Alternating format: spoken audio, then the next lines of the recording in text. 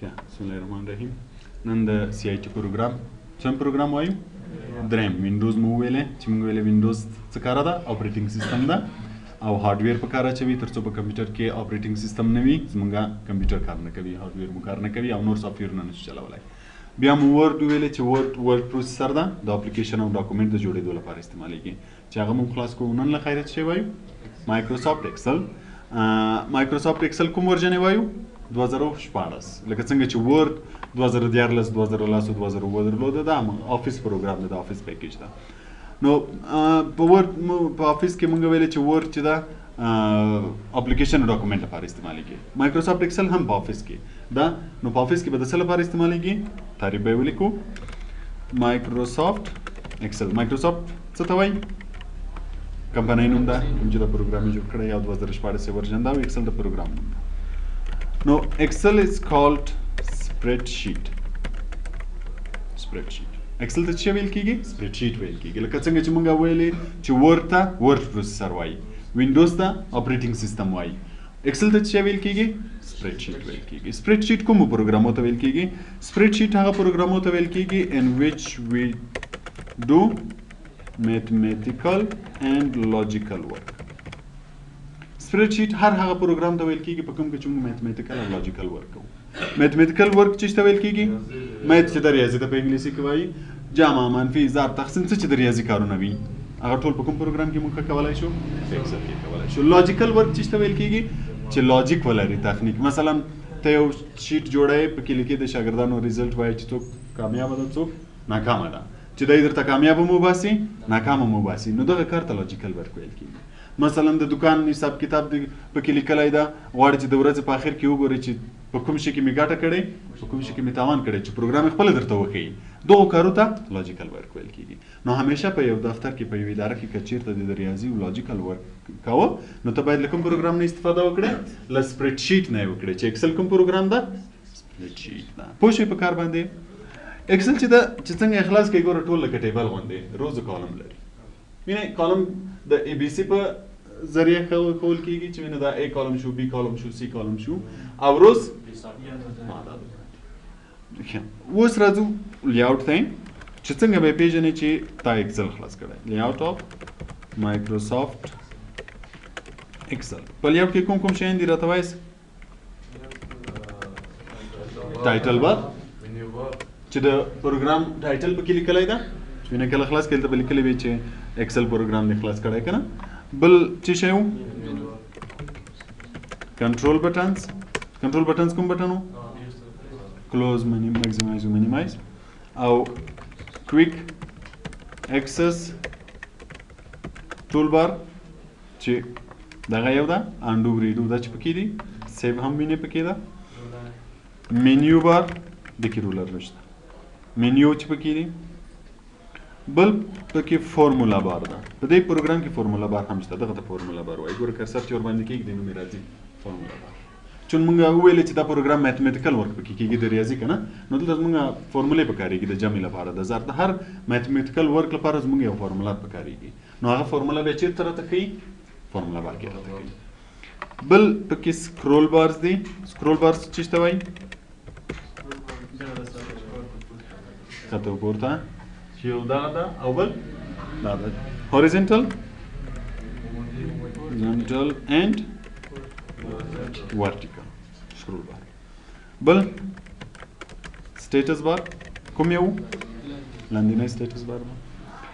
دا یې لیاوټ شو. له دغه ځای نه به ته اکسل پروګرام پېژنې. اصل یې پکې ټایټل بار ده چې کله دې خلاص کړو نو له دې ځای ته پوهېږي چې ما کوم پروګرام خلاص کړی ده. بل وایي چې اکسل فایل از کالډ ورک بک. اکسل فایل ته څه ویل کېږي؟ ورک بک ویل کېږي. د ورډ فایل ته څه ویل کېده؟ ډاکومنټ. ورډ فایل از کالډ ډاکومنټ. کله چې ورډ خلاص کې په سر کې څه لیکلي وي؟ چې کله یې نوی خلاص کې څه شی لیکلی ده؟ ډاکومنټ. هلته چې نوې صفحه د خلاصول بلانک ډاکومنټ. ورډ فایل ته همیشه ډاکومنټ ویل کېږي او اکسل فایل ته بیا ورک بک ویل کېږي. هر ورک بک چې کله ته خلاصوې ورک بک کې موږ سره شیټ وي دغه ته څه ویل کېږي؟ شیټ ویل کېږي. دغه یو شیټ ده چې دا اوس موږ خلاص کړی ده. یو ورک بک کولی شي چې هر څو شیټه ولري. یو ورک بک هر څو شیټه کېدای شي چې ولري. فعلا یو دانه لري که غواړي چې بل ور اضافه کړي دغه د جمع علامه کلیکه. اوس ګوره څو شیټه شوه؟ 2 شیټه شوه. دا یو شیټ ده، دا بل شیټ ده. په دې شیټ کې ته جدا کار کولی شي، په دې کې ته جدا کار کولی شي. مثلا د یوې ادارې راپور ده د مصارف وي، د یوې میاشتې په د یوه شیټ کې جوړ کړه، د بلې میاشتې په بل شیټ کې جوړه، د بلې میاشتې په بل شیټ کې جوړه، د هرې میاشتې به جدا جدا په هر شیټ کې جدا جدا جوړ وي. پوه شئ؟ نو دا ټول ته ورک بک ویل کېږي. دا هر څو شیټه چې وي د ټولو ته یو ورک بک ویل کېږي او دا ټول په یو نوم ثبت کېږي. مثلا که غواړئ نوم یې بدل کړئ د دې شیټ رایټ کلیک پرې وکړه، دلته یې رینیم کولی شئ. دا مثلا د جنوري د میاشتې راپور ده، دا مثلا یا حساب کتاب ده، دا مثلا د فبروري د میاشتې راپور ده. په دې کې تا د ادارې راپور جوړ کړی. کله چې دغه ته سیف کوئ، سیف خو د ورډ په شان ده، راځئ دلته سیف کلیک کوئ. مثلا زه یو نوم ورکوم، براوز کوم یا ډاکومنټ هر ځای کې چې سیف کوئ، د اکسل په نوم مې سیف کوم، اکسل ډیفینیشن په نوم سیف. ګوره دلته به اوس هماغه نوم ولیکل شي. څو شیټه پکې وو؟ 2 شیټه چې دا یو ورک بک شو او موږ د اکسل ډیفینیشن په نوم سیف کو. نو هر څو شیټه چې ولرئ دا ټول به د یو نوم ثبت کېږي. پوه شئ؟ نو چې کله م خلاصوه، اوس مثلا زه دا پروګرام بیخي بندوم، نو چې کله زه اکسل پروګرام بیرته بیا خلاصوم یا بل وخت یې خلاصوم او راځم هماغه فایل خلاصوم چې د اکسل ډیفینیشن په نوم ده. له دې ځای نه د اکسل ډیفینیشن پروګرام ده. وګوره څو شیټه پکې وو؟ 2. دا به هم راشي، دا به هم راشي. نو دغه د اکسل فایل ته چې ده ورک بک ویل کېږي. او ورک بک بیا څه لري؟ شیټونه لري. کولی شي چې هر څو شیټه واخلئ تر څو د هر شي حساب کتاب یا د هرې میاشتې حساب کتاب د پکې جدا جدا وي. پوه شوئ په دې ځای باندې؟ بیا مونږ وویل چې په شیټ کې مونږ کالم او روز لرو که نه، تیار جوړ ټیبل ده چې کالم په ای بي سی باندې ده او روز په اعدادو باندې ده. څو کالمه دي څو روز دي. په اکسل کې مونږ ډېر زیات کالمونه او ډېر روز لرو. یعنی په ورډ کې به خو مونږ تعداد ورکوو چې دونه راته کالم چې ټیبل به م جوړوه، دومره راته روز جوړ کړه او دومره راته کالم جوړ کړه. دلته تیار روز کالم دی، فقط کولی شي چې بارډر ورکړي. مثلا زه یو ریزلټ دغه ځای کې جوړوم چې لیکلی مې دي نیم ورډ اکسل، دلته مثلا ټوټل راباسم علي ولی، فقط ټیبل جوړ ده، ته پکې ډیټا ورچوه، معلومات ورچوه. که غواړي چې داسې جدا ټیبل غوندې شکل واخلي، کېدای شي چې سلیکټ یې کړي او له دې ځای نه ورته بارډرز ورکړي. په هوم منیو کې بارډرز خو په ورډ کې ویلي وو که نه، هماغه آپشن دی. کېدای شي چې ورته آل بارډرز ورکړم تر څو دا لږ روښانه غوندې نظر نورو ته ټیبل غوندې ښکاره شي. پوه شوئ؟ خو دا ټول وینئ شیټ چې دا ټول د ای بي سی او د نمبر په ذریعه ده. څو کالمه لري او څو روز لري. د دې لپاره صرف ګوره دغه ځای کې دغه علامه وینئ، دا ای ده او دلته وینئ عدد ده که نه. دغه کونج کې چې کلیک ونیسئ ګوره بره لیکل کېږي. د هغه نه بره تعداد وینئ څو لیکل شوي. دغه اول چې دا روز دي، تقریبا څو ورځې؟ 10,48,580 روز. دا په د یوه شیټ کې دومره روز دي او کالم څو دي؟ 16,304. یعنې اوس ګوره که داسې مخ ته ځئ که نه، د ای بي سی په ذریعه چې کله تر ځای ته پورې ورسېږي بیا وینئ ای ای کېږي، بیا ای ورسره یو ځای کېږي، بیا وینئ چې ځای بیا بي ورسره یو ځای کېږي. همداسې زه تقریبا 16,000 او څو دي دلته چې کرسر ونیسئ درته وبهیږي 16,304 کالم دي او 10,48,580 روز دي. دا په د یوه شیټ کې دومره روز ګوره چې لاندې ځې اخري رو ته لاړ شي، وینئ اخري رو عدد به لیکلی وي. څو دي؟ کالم خو د ای بي سی په حساب د تعداد یې نه ښکاري، خو د روز چې د حساب په حساب ده ګوره چې اخري روز ته راشي 10,580 روز دي.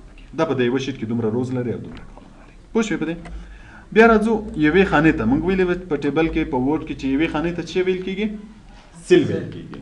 دا خو کالم شو، دا روز شو، خپله یوې خانې ته سیل ویل کېږي. دلته هر سیل چې د ځان ته ادرس لري، چون کالم یې د ای بي سی په حساب دی او روز یې د عدد په حساب دی، نو هر روز ځان ته یو عدد هغه لري، ادرس لري. مثلا دغه ځای کې چې موږ کرسر ایښی، دا کوم کالم کې ده؟ جی کالم کې ده. او کومه رو کې ده؟ 9. نو د دې خانې ادرس څه شی کېږي؟ جی 9 کېږي. هره خانه کې چې کرسر وي، اوس مثلا کرسر په دې ځای کې ده، د دې ادرس څه شی ده؟ ال 24. دا د دې خانې ادرس ده. چې کله کرسر کېږي د ګوره دلته هم ادرس لیکل کېږي چې څو ده؟ ال 24 ده. نو هره خانه ځان ته ادرس لري. او کله چې موږ میتھمیټیکل کار کوو هم موږ به همیشه بیا څه شی استعمالوو؟ ادرس به استعمالوو. څنګه؟ مثلا زه یو 2 عدد لرم، دغه ځای کې مې لیکلي دي 0 او دلته مې لیکلي 40. زه غواړم چې دا 2 یا جمع یا 1000 بیا تقسیم کړم. چیرته؟ هر چیرته چې کرسر دی همالته. مثلا زه دغه ځای کې غواړم چې دوی جمع راوباسم. اول همیشه میتھمیټیکل ورک لپاره به همیشه په یاد وي چې اول باید څه شی ولیکئ؟ اول مساوي ولیکئ. تر څو مساوي ونه لیکئ میتھمیټیکل کار نه اجرا کیږي. جمع وي ضرب وي هر د ریاضي کار چې وي اول به همیشه مساوي لیکئ. مساوي چې دی ولیکله اوس زه غواړم چې دا دوه عدد جمع کړم نو که زه ورته وایم چې شل جمع څلوېښت فقط عدد ولیکئ انټر یې کړه جواب به راوباسي چې څو شوه؟ شپېته.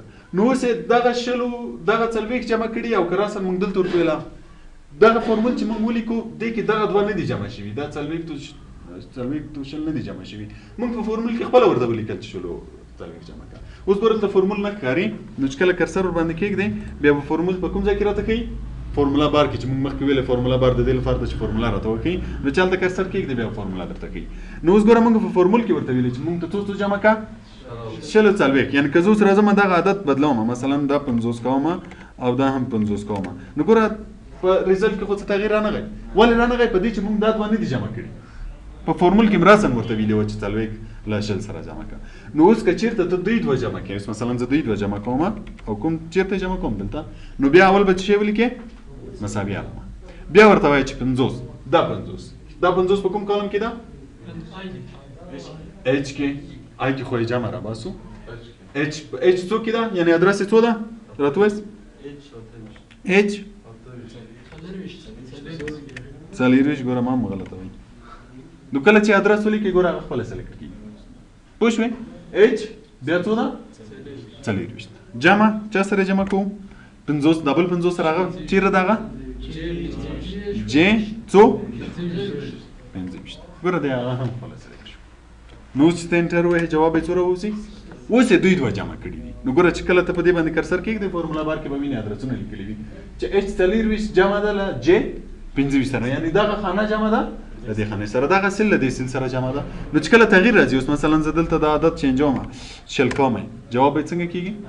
اتوماتیک خپله ورسره چینجېږي په دې خاطر چې تا دغه دوه خانې جمع کړي دي.